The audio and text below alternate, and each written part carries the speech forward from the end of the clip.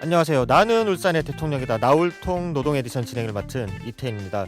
날씨가 부쩍 추워졌습니다. 저녁이면 가을 재킷을 건너뛰고 패딩을 입는 분들도 많이 보이는데요. 겨울이 온다는 건 올 한 해도 얼마 남지 않았다는 거죠.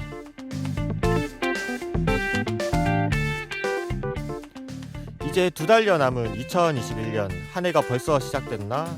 한 살 또 먹었네. 이렇게 생각한 때가 엊그제 같은데 벌써 또 새해를 생각해야 할 때가 왔습니다. 2달 남은 올해, 얼마 안 남은 것 같지만 아직 이루지 못한 새해 결심을 다시 한번 시작할 2달이 아직 남아있기도 합니다. 나울통 노동 에디션은 울산 시청자 미디어 센터의 지원을 받아 울산 CBS에서 제작됩니다. 이 프로그램은 방송법 제69조에 의거하여 울산 시민이 직접 만드는 청취자 참여 프로그램으로 내용은 울산 CBS의 견해와 다를 수 있습니다. 광고 듣고 돌아오겠습니다.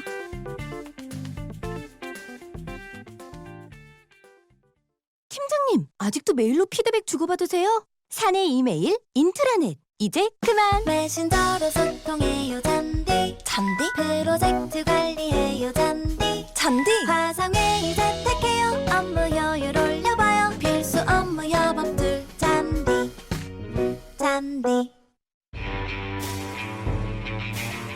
울산의 청년들이 노동 키워드로 뭉쳤다. 나울통 노동 에디션. 네, 나울통 노동 에디션 오늘이 7회째 방송인데요. 공동 진행자분이 계시죠? 네, 안녕하세요. 공동 시민 진행자 시빅뉴스 성민주 기자입니다. 먼저 놓치기 쉬운 노동 관련 뉴스를 간략히 정리해보는 키워드로 챙기는 새뉴스 시간입니다. 오늘은 울산 지역 노동 뉴스를 모아봤습니다. 세 가지 키워드로 챙기는 새로운 노동 뉴스. 첫 번째 키워드는 800만 명입니다. 비정규직 근로자 수가 사상 처음으로 800만 명을 넘어서는 것으로 집계됐습니다. 기획재정부와 통계청이 발표한 2021년 8월 경제활동 인구조사 근로형태별 부가조사 결과에 따르면 지난 8월 기준 전체 임금 근로자 2,099만여 명 중 정규직 근로자는 1,292만여 명, 비정규직은 806만여 명을 기록했습니다. 정규직 근로자는 전년 대비 9만 4천 명 감소한 반면 비정규직 근로자는 64만 명이 증가한 수치입니다.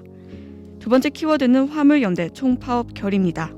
화물연대는 지난 25일 6대 요구안이 관철되지 않으면 전면 무기한 총파업에 나서겠다고 밝히면서 정부와 국회가 화물 노동자를 보호하는 유일한 법 제도인 안전운임제를 확대하자는 요구를 외면하고 있다고 비판했는데요. 안전운임제는 과로, 과속, 과적, 운행을 방지하는 등 교통안전을 확보하기 위해 화물 차주에게 적정 운임을 보장하는 제도입니다. 세 번째 키워드는 플랫폼 프리랜서입니다. 한국노총이 지난 26일 배달기사 등 플랫폼 노동자들을 보호, 지원하기 위한 공제회를 만들었습니다. 앞으로 공제회는 스마트폰 애플리케이션 등을 매개로 노동력을 제공하는 플랫폼 노동자, 프리랜서를 위한 생활안정 공제 사업, 건강복지 증진 사업, 직업환경 개선, 직업능력 개발 사업 등을 진행할 예정입니다. 지금까지 키워드로 챙기는 새 뉴스였습니다.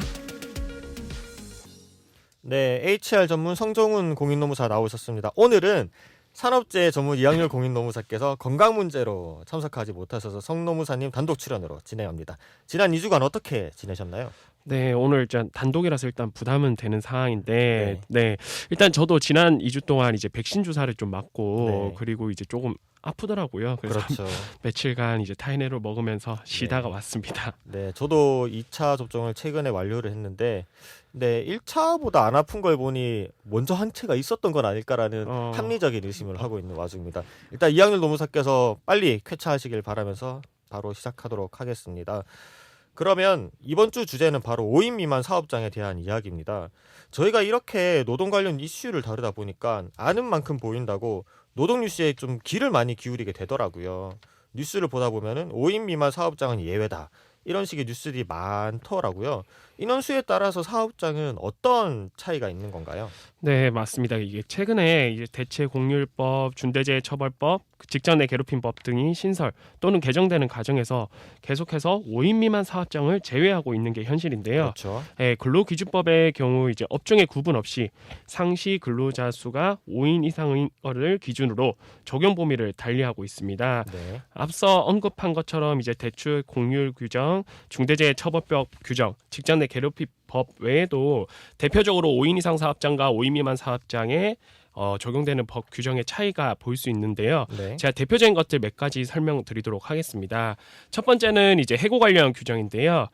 해고 사업주가 이제 노동자에게 정당한 이유 없이 해고가 가능한 게 5인 미만 사업장이고요. 그렇죠. 절차상으로도 일반 근로자와 달리 서면 통지도 없이 구두상 해고가 가능하게 됩니다. 그리고 무엇보다 억울한 게 이제 해고된 노동자들이 노동위원회에 부당해고 구제 신청 자체가 할 수 없는 현실인 거죠. 그렇군요. 네, 두 번째는 이제 근로기준법 제46조의 휴업수당인데요. 최근에 이제 코로나로 휴업하고 이제 사업장이 쉬는 경우가 많은데 이때 일반 사업장 같은 경우는 휴업수당을 지급하고 있습니다. 그런데 이제 5인 미만 사업장에는 별도의 휴업수당을 지급하지 않고 사업장이 사업주가 어느 날 다음 날 갑자기 쉬자라고 하더라도 무급 처리가 가능한 현실입니다. 그 외에도 이제 근로기준법 50조 등 근로시간에 관한 규정이 적용되지 않아 5인 미만 사업장은 일주 52시간을 초과하여 근로가 가능하고요. 그 다음에 이제 연장, 야간, 휴일에 근로를 하더라도 가산 수당이 지급되지 않고 있습니다. 그리고 마지막으로는 이제 연차 휴가 관련된 규정인데요. 이제 사용자는 이제 5인 미만인 사업장이다라고 하면은 연차 휴가를 별도로 부여할 의무가 없게 됩니다. 그렇다면 5인 미만 사업장의 연차, 근로시간 등이 적용되지 않는다면은 상당히 형평성에 맞지 않고 노동인권이 침해되는 것으로 볼 수 있을 것 같은데요. 그럼 왜 근로기준법은 5인 미만 사업장을 구별해 놓은 걸까요, 이게? 네. 일단은 구별하게 된 이제 규정을 좀 보면은 근로기준법 제11조에서 상시 5인 이상 근로자를 사용하는 사업 또는 사업장에 대해서는 근로기준법의 전면 적용을 원칙으로 하면서 상시 4인 이하의 근로자를 사용하는 사업장에 대해서는 대통령이 0에서 정하는 바에 따라서 일부 규정만을 적용할 수 있도록 하고 있기 때문에 5인 미만 사업장에 대해 차별이 발생하게 되는 건데요. 해당 조항에 대해서 당연히 헌법 소원이 있었겠죠. 그렇죠. 네, 1999년과 2019년에 헌법 소원 결정이 났는데요. 안타깝게도 두 번 다 합헌 결정이 났습니다. 네, 헌법재판소 결정의 주요 내용을 좀 말씀드리면 4인 이하 사업장을 5인 이상 사업장에 비해 차별 취급하는 것은 근로기준법의 확대 적용을 위한 지속적인 노력을 기울이는 과정에서 한편으로 일부 영세 사업장의 열악한 현실을 고려하고 근로기준법의 법 규범성에 실질적인 관철을 하기 위한 입법 정책적 결정으로 거기에는 나름대로 합리적 이유가 있다라고 나와 있는데요. 즉 이제 영세 사업장이 이제 경제적으로나 이제 행정적인 부담으로 인해 5인 미만 사업장의 근로기준법 적용 범위를 구별한 것이다라고 보시면 좋을 것 같습니다. 네, 알겠습니다. 네, 저는 최근에 직원 수를 쪼개거나 또 유령 직원을 만드는 등 가짜 5인 미만 사업장이 문제가 되고 있다는 소식 접해봤는데요. 최근 한 시민단체가 5인이라는 기준을 피하기 위해 꼼수를 쓰는 사업장이라며 노동청에 고발한 기업체만 100곳에 이른다고 하더라고요. 이 가짜 5인 미만 사업장 어떤 문제들이 있는 건가요? 네, 이제 앞서 보았듯이 5인 미만 사업장에서는 근로기준법상 노동시간, 연차, 휴가, 해고 제한 등 규정이 적용되지 않잖아요. 네, 그렇기 때문에 사업주분들 중에서는 이러한 점을 악용하시는 것이죠. 이제 실질적으로는 5인 이상 사업장이 근무하고 있음에도 불구하고 상시 근로자 수가 5인 미만인 것처럼 속이는 행위가 이제 문제되고 있는 것입니다. 그런데 상시 5인 이상이 근무를 하고 있는데 실제로 속인다는 것이 가능한가요? 네, 아까 말씀해 주신 것처럼 이제 소규모 사업장 노동자 권익 보호센터인 권리찾기 유니온에 따르면은 가짜 5인 미만 사업자 문제가 발생하고 있고 그 유형에는 크게 한 4가지 정도가 있다고 하는데요. 이 첫 번째가 이제 사업장이 실질적으로는 하나에 불과한데 형식적으로 여러 개로 쪼개놓는 이제 사업장 분리형이 있고요. 그 다음에 이제 직원 중에 일부 혹은 전부를 4대 보험에서 가입시키지 않는 겁니다. 그렇기 때문에 형식상 이제 5인 미만이 되는 거죠. 그렇게 해서 나머지 직원들은 사업소득세를 납부하게 하고 그 직원에게는 근로기준법을 적용하지 않아도 되는 것처럼 위장하는 직업 미등록형이 있고요. 그 다음에는 이제 실제 5인 이상 근무를 하지만은 무턱대고 초과수당이라든지 연차 휴가를 부여하지 않는 등 근로기준법을 부분적으로 적용하는 무작정형 등 이제 위장 방식이 좀 다양하게 나타나고 있는 현실입니다. 그렇다면 5인 미만 사업장이라고 해도 필요에 따라 계약직이라든가 아르바이트생을 고용할 수도 있을 텐데 5인 미만 사업장의 판단 기준은 무엇인가요? 네, 5인 미만 판단 기준이 좀 사업장마다 이제 인식하는 게 좀 다른데요. 이제 판례에 따라서 좀 설명을 드리면은 상시 5명 이상의 근로자를 사용하는 사업 또는 사업장이라 함은 상시 근무하는 근로자 수가 5인 이상인 사업 또는 사업장이 아니라 사용하는 근로자 수가 상시 5명 이상인 사업 또는 사업장을 뜻하는 것이다라고 하는데요. 좀 말이 어려운데 이게 네. 상시 근로하는 이제 뭐 특정 시간대에 근무하는 근로자 수가 동시간대에 5명 이상의 사업장을 마련하는 것이 아니라 이제 사용하는 근로자 수, 즉 이제 하루 동안 근로하는 근로자 수가 상시 이제 5명 이상의 사업장을 이제 상시 5인 이상 사업장이라고 하는데요. 네. 여기에는 여기 근로자에는 이제 아까 말한 것처럼 계속 근로하는 근로자뿐만 아니라 그때그때 필요에 따라 일하는 일용 근로자, 아르바이트생, 단시간 근로자 등을 다 포함한 것이다라고 해석하면 좋을 것 같습니다. 이거를 이렇게 설명하더라도 좀 어려울 수 있는데 좀 이제 제가 예를 들어서 좀 설명을 드리겠습니다. 저희가 보통 이제 상시 근로자 수를 산정하는 이유가 이제 연장, 야간 근로를 했을 때인데요. 이게 11월 1일 날 연장 근로를 했다라고 했을 때 1.5배 가산 수당을 지급해야 되는지 여부는 지난달 이제 10월 달 한 달 동안의 상시 근로자 수를 보고 판단을 하게 되는데요. 네. 이때 이제 10월 한 달 동안 하루마다 일한 근로자 수를 총 합하는 거죠. 이제 1일에 5명, 2일에 10명 이렇다면 이게 총 이제 한 달 동안 일한 근로자 숫자를 더하고 그리고 이거를 나누게 되는데요. 나누는 숫자는 이제 한 달 동안 저희가 주말을 빼고 30일 중에 뭐 20일 정도 일을 했다라면 그 20일 영업일을 기준으로 나누게 되고서 그 값이 5 이상인지 5인 미만인지로 판단하게 됩니다. 네. 그래서 여기서 하나 질문을 드리면은 음식점에서 평소 3명만 고용하고 있는데 특정 행사가 있었던 거죠. 행사 네. 때문에 하루만 100명을 고용했다라고 하면은 5인 이상 사업장으로 볼 수 있을까요? 네, 어떻게 생각하시나요, 우리 성민주 진행자께서는? 저는 볼 수 없다고 생각하는데요. 네, 맞습니다. 이렇게 보시는 게 맞습니다. 제가 앞에 설명드린 식만 기준으로 보면은 이게 5인 이상 사업장이 되는데요. 이런 경우를 이제 대비하기 위해서 근로기준법은 좀 다른 이제 규정을 만들어 놨는데 실질적으로 산정해서 5인 이상이다라고 하더라도 실질적으로 5인 이하로 일한 날이 2분의 1을 초과한다. 즉 이제 뭐 실제 가동일이 20일인데 10일이 5인 이상이었다라고 하면은 이 사업장은 뭐 식으로 나눈 값이 5인 이상인지와 상관없이 5인 미만 사업장이 되는 거고요. 네, 이제 실제 이제 뭐 가동일수 20일 중에 뭐 5일 정도만 5인 이상이고 나머지는 5인 미만이다라고 하면은 그 사업장은 앞에 나왔던 식의 값과 상관없이 5인 미만 사업장이 되게 되는 것입니다. 지금 갑자기 드는 생각은 이래서 노무사님들이 계시는 거구나. 정말 어렵네요. 네, 맞습니다. 이게 실질적으로 부당해고 사건이라든지 뭐 임금체불 사건이 발생했을 때 이거를 그 사업장마다 계산을 해야 되는데 이게 참 어려운 현실이긴 합니다. 네, 알겠습니다. 네, 다음 질문 넘어가 볼게요. 이번에 울산 지역 5인 미만 사업장 노동 실태 조사가 있었다고 하는데요. 왜 이런 조사를 하게 되었고 조사는 또 어떻게 이루어진 것인지 쉽게 설명 부탁드립니다. 네, 이제 울산 지역에 노동인권센터가 있다는 사실은 알고 계시나요? 네, 알고 있습니다. 네.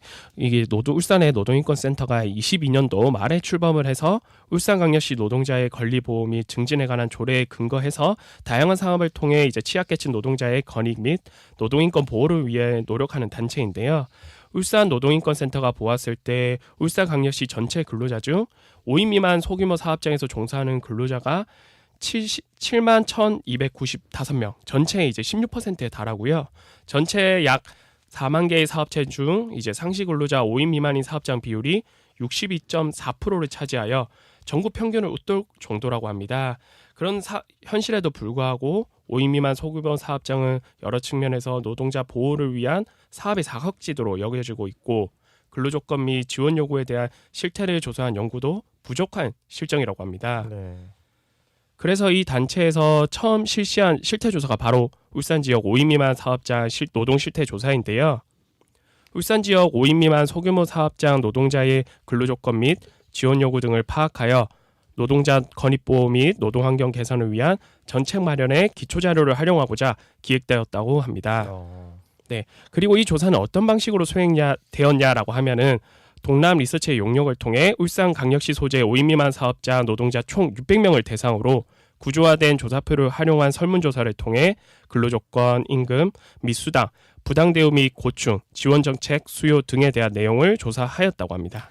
네, 그럼 말만 들어도 내용이 많은데 그렇다면 조금 의미 있는 결과가 있었나요? 이게 의미 있는 거를 제가 이제 개인적으로 좀 판단을 해야 될 것 같은데요. 네, 그렇죠. 네, 울산 노동인권센터 센터장이신 이동만 노무사님이 말씀하신 거에 따르면은 울산에서 실시된 5인 미만 사업장 노동 실태 조사가 지역 차원에서는 최초로 실시된 조사라고 하더라고요. 네. 네, 이처럼 5인 미만 사업장의 비율이 전체 사업장의 가반 이상을 차지하고 법적으로 차별당하고 있음에도 이와 관련된 조사가 별로 없는 상황에서 지역 차원에서 최초로 실시하였다는 그 자체가 이제 앞으로 적합한 노동정책 수립 등에 영향을 줄 수 있어 상당한 의의가 있다고 보이고요. 그렇네요. 네, 그 외에도 내용적으로 좀 살펴보면은 이제 근로계약서 체결 여부와 관련된 조사에서는 구두계약 체결이 22%, 미체결이 6.2%로 나오고 있고 가장 필요한 복리후생 제도로 퇴직금 지급이 16.2%로 나온 점을 보았을 때 네. 저희가 이제 5인 미만 사업장들이 근로기준법 준수가 제대로 되고 있지 않다고 저도 이야기만 하고 있었는데 그 수치상으로 이제 알 수 있게 되어서 좋았고 그렇네요. 예, 그리고 또 근로기준법상 이제 5인 미만 사업장도 이제 퇴직금 지급이나 이런 것들은 반드시 지켜야 될 조항이잖아요. 그렇죠. 예, 그럼에도 불구하고 이 수치만큼 제대로 이루어지지 않고 있구나라는 것을 알게 되어서 상당한 의미가 있었다라고 생각합니다. 그 우리가 흔히 놓치는 부분이 근로계약서 작성이잖아요. 네, 맞습니다. 근데 그게 구두계약 체결이 22%인데 퇴직금 지급이 16.2%로 나왔다. 이건 상당히 높은 편에 속하는 게 맞는 거죠. 네, 맞습니다. 이게 어떻게 보면은 구두계약 체결이라든지 미체결 전부 다 이제 법에서는 위반된 건데 그렇죠. 이게 합치면은 거의 30%입니다. 맞습니다. 그렇기 때문에 수치상 절대 낮다라고 볼 수 없을 것 같습니다. 네, 알겠습니다. 네, 그러면 저는 노동계의 입장이 궁금해지는데요. 5인 미만 사업장 노동 실태 조사와 관련하여 노동계는 어떤 반응을 보이고 있나요? 네. 울산 지역 5인 미만 사업자 노동 실태 조사가 이제 발표 또는 토론회가 있었는데요. 이때 저랑 이제 지금은 오늘 나오시진 않았지만 이노무사님이 같이 갔었습니다. 네. 토론회에서는 이제 민주노총, 한국노총, 권리찾기 유니온, 경총에서 참석해서 의견을 주었고 이제 노동계에서 나온 것들에 대해서 좀 제가 설명을 좀 드리면요. 네. 일단은 실태와 관련해서 민주노총에서 참석해주신 교육조직 국장님께서 말한 거를 좀 설명을 드려서 이제 실태가 어느 정도인지 좀 설명드리면 좋을 것 같은데요. 울산의 한 어린이집 보육 교사님께서는 이제 매월 월급의 일부를 받고 나서 원장에게 납부하는 이제 네? 페이백하는 시스템이 있었다고 합니다. 네. 그래서 이거를 부당하다고 해서 이제 돌려줄 것을 요구했는데 다음날 바로 해고 통보를 했다고 합니다. 이처럼 이제 부당 해고를 되었는데 좀 안타까운 거는 5인 미만 사업장이라는 이유로 구제할 기조차도 없었다라는 거죠. 이처럼 이제 상시 5인 미만 사업장에 일하는 노동자들의 노동 조건은 상당히 열악한 실정이다라는 부분을 알 수 있었고요. 네. 그 다음에 이제 실태와 관련된 개선점에 대해서 노동계에서 주신 내용들을 좀 간단히 정리하자면 공통적으로 첫 번째로 주장하시는 내용이 근로기준법 전면 적용을 말씀해 주셨습니다. 이 그 근거가 이제 헌법은 근로자를 인간으로서 존엄성을 확보할 수 있도록 근로조건을 법률로 정하도록 하고 있으며 이에 따라 제정된 법이 근로기준법인데 4인 이하 사업장에도 차별 없이 근로기준법을 적용을 확대해 모든 노동자에게 근로기준법 전면 적용을 해야 할 것이다라고 주장을 하고 있고요. 특히 이제 규정 중에서도 앞의 사례와 마찬가지로 해고 관련 조항이 적용이 그렇죠. 안 되다 보니까 네. 침해가 상당하니까 이것부터 이제 차츰 이제 확대해야 된다라고 주장을 하셨습니다. 네, 그 다음에 이제 두 번째는 이제 정부 및 지자체의 역할을 좀 강조해 주셨는데요. 고용노동부 측면에서 이제 소규모 사업장 관리를 위해 근로감독관 수를 확대하고 이제 노무관리 전문가 컨설팅 빈 지원을 통해서 소규모 사업장 지원을 주장하였고요. 지역사에서는 노동정책 기본계획 및 조례나 근로기준법 전면 적용 서약 시 인센티브 제공 등 울산 고유의 제도를 통해서 실효성 있는 문제 해결 도모 방안을 마련해야 된다라고 말씀해 주셨습니다. 네. 그다음에 이제 세 번째는 제가 개인적으로 인상 깊었던 주장인데요. 한국노총 울산지역본부 조직국장님께서 말씀한 바에 따르면은 근로기준법 전면 적용 외에 추가로 근로기준법 기준 재설정을 주장하셨습니다. 네. 이제 5인 미만 사업장의 매출 규모나 영업이익, 사용자의 지불 능력이나 경영 상태는 각기 다를 수밖에 없는데요. 이제 상시 근로자 수라는 일관된 기준으로 법을 적용하는 것이 아니라 여러 변수들을 종합적으로 고려하는 방법으로 근로기준법 기준을 재설정할 필요가 있다라고 주장해 주셨습니다. 네. 그렇다면 사업주 측 입장은 또 다를 것 같은데요. 네, 맞습니다. 이제 경총 입장은 현실 등을 고려하여 이제 의견이 다를 수밖에 없는데요. 5인 미만 사업장의 근로기준법 일부 적용을 제외하는 것은 영세 사업장의 현실을 고려한 필요 최소한의 조치이고 최근 급격한 최저임금 인상과 코로나19로 중소 영세 사업장의 경영 어려움이 더욱 커진 현실을 주장하면서 근로기준법 전면 적용을 적용할 경우 이제 중세 영소 사업장에 초과 근로수당, 연차 유급휴가 등 비용이 수반되는 규제가 추가되어 경영 부담이 더욱 심해질 것이고 일자리 축소 등 고용 기피 현상이 더욱 악화되어 경제에도 부정적인 영향을 미칠 수밖에 없다라는 점을 지적해 주셨습니다. 그 다음에는 이제 추가로 영세 사업장 사용자의 법 준수 능력과 경영 현실에 대한 종합적이고 신춘적인 분석이 없는 상태에서 근로기준법 적용을 확대할 경우 사용자를 범법자로 메모는 역효과가 발생할 수 있어 갑작스러운 근로기준법 확대 적용의 역효과까지 언급해 주셨습니다.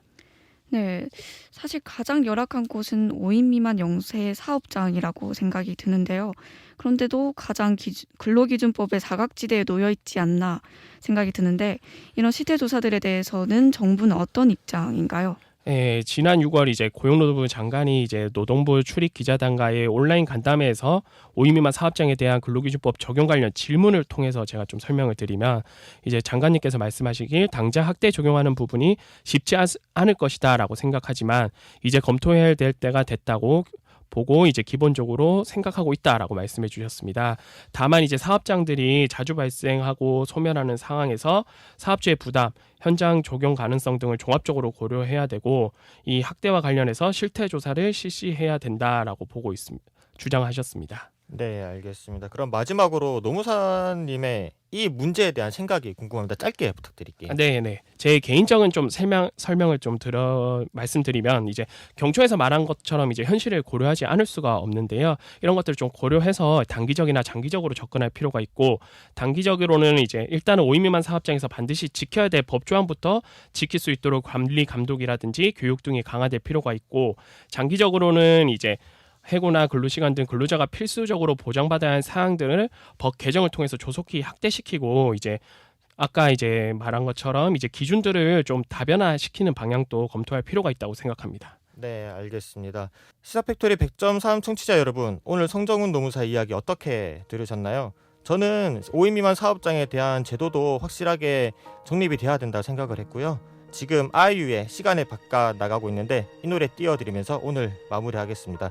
지금까지 진행의 이태인, 성민주, 기술의 강승복, 연출의 김유리였습니다.